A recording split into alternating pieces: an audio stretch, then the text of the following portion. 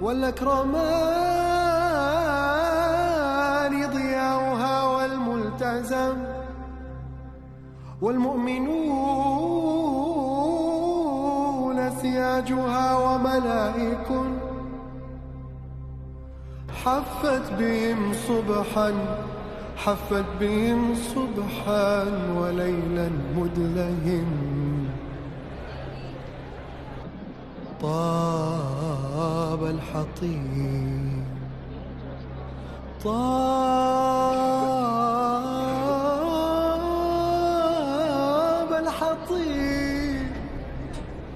طاب الحطيب بقعة قدسية ومقام